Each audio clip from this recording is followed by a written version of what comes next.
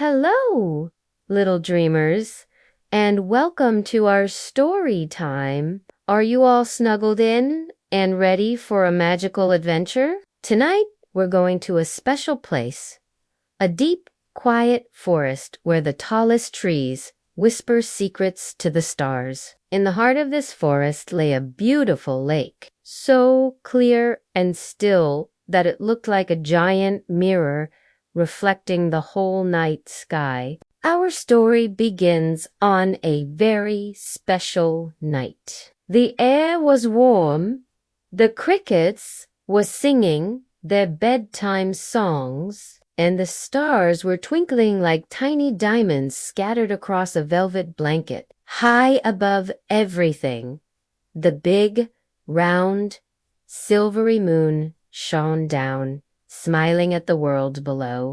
Down by the water's edge lived a group of wonderful friends. There was Barnaby, a big, gentle bear with a heart full of kindness and a tummy full of berries. Then there was Squeaky, a little squirrel with a twitchy nose and boundless energy, always chattering and scampering up and down the trees. And watching over them from a high branch was Hoot, a wise old owl whose big, round eyes had seen many, many seasons come and go. On this particular night, Squeaky was practicing his super speedy nut gathering technique, zipping from one branch to another. Barnaby was lazily dipping his big paws into the cool water, watching the ripples spread out like magic rings. Hoot was perched silently, enjoying the peaceful view. Suddenly, Squeaky stopped mid-scamper. He let out a tiny gasp.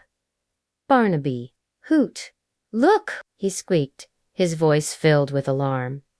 He pointed a little paw down at the lake. The moon! The moon fell into the water. Barnaby lumbered over, his brow furrowed with worry. He peered into the lake, and sure enough, there it was. A perfect, shimmering, silver circle was floating on the surface of the dark water. It looked exactly like the moon, but it was right there, within reach. Hoot flew down from his branch and landed softly beside them, his wise eyes blinking slowly as he observed the scene. "Oh dear," rumbled Barnaby, his voice trembling a little. "How will the stars find their way home without the moon to guide them? How will the fireflies know when to start their nightly dance?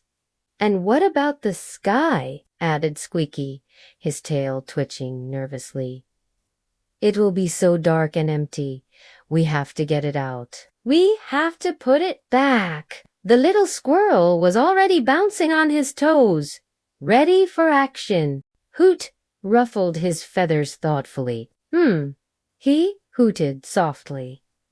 "This is indeed a puzzling situation. The moon does seem to be in the lake, but how could it fall from so high up without making a single splash?" His friends were too worried to think about that. They had to do something. Barnaby, being the biggest and strongest, decided he should be the one to try first. He waded bravely into the chilly water. "Don't you worry, little moon," he called out gently. "I'm coming to save you." He reached out with his big, furry paws, trying to scoop the moon up. But every time he got close, the moon would break into 1,000 wobbly, shimmering pieces, dancing away from his touch. When he pulled his paws back, the moon would magically piece itself back together again, floating just out of his reach. He tried and tried, but it was no use. The moon just wouldn't be held. Sighing, a very wet and disappointed Barnaby waded back to the shore. "It's too slippery," he mumbled, shaking the water from his fur. Next, it was Squeaky's turn. "I have an idea," he chirped. "I'll use a leaf," It's like a little boat. He found the biggest, sturdiest oak leaf he could find and carefully pushed it out onto the water, trying to nudge the moon onto it. He blew and he puffed, but the moon just wobbled and shimmered around the leaf. It was like trying to catch a sunbeam in a jar. Squeaky sighed, his tiny shoulders slumping. His brilliant plan hadn't worked either. The three friends sat together on the bank, feeling very discouraged. The moon was still in the lake, and they had no idea how to get it out. The forest, which usually felt so friendly, now seemed a little sad and dark without the moon in its proper place. Just then, a tiny frog with bright green skin hopped out from behind a lily pad. His name was Croaky, and he had been watching the whole spectacle with great interest. "Ribbit," he said in a surprisingly big voice for such a little creature. "What seems to be the trouble, my friends?" Barnaby explained the whole terrible situation. "The moon fell into the lake," he said sadly, "and we can't get it out." Croaky blinked his big, round eyes and then let out a deep, bubbly laugh. "Ribbit-ha-ha, you silly land," he croaked. "The moon didn't fall into the lake. Look!" He pointed a tiny, webbed foot not at the water, but up, up, up into the night sky.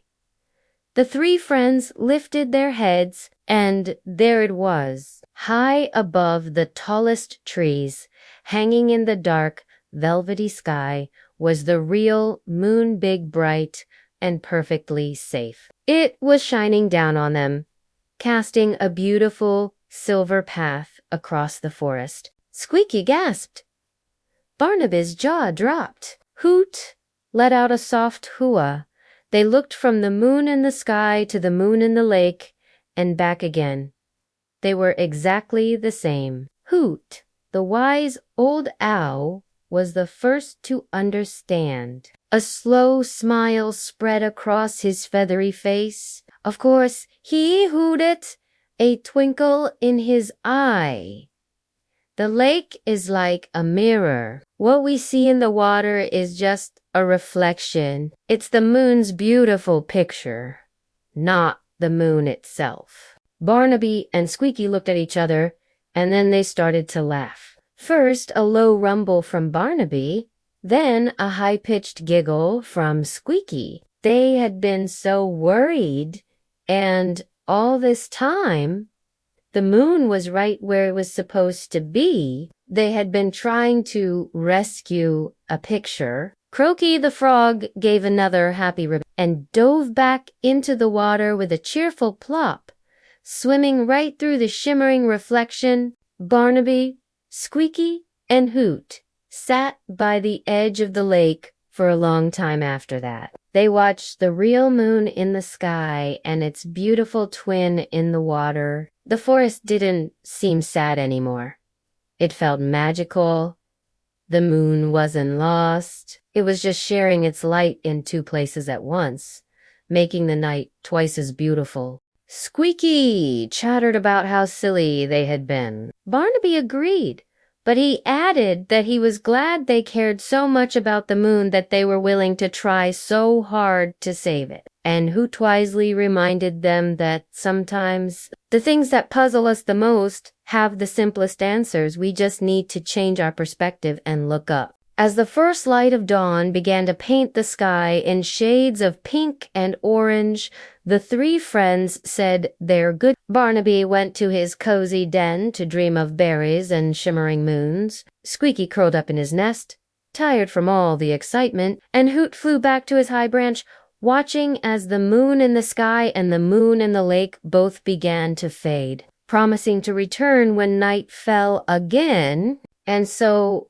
my little dreamers, whenever you see the moon's reflection in a puddle or a lake, remember the story of Barnaby, Squeaky, and Hoot. Remember that the world is full of wonder and magic, and sometimes all you need to do to solve a problem is to look at it from a different angle. Thank you so much for joining me on this adventure tonight. I hope you enjoyed our story. Don't forget to like this video and subscribe to our channel for more magical tailies. Sleep tight and have the sweetest of dreams.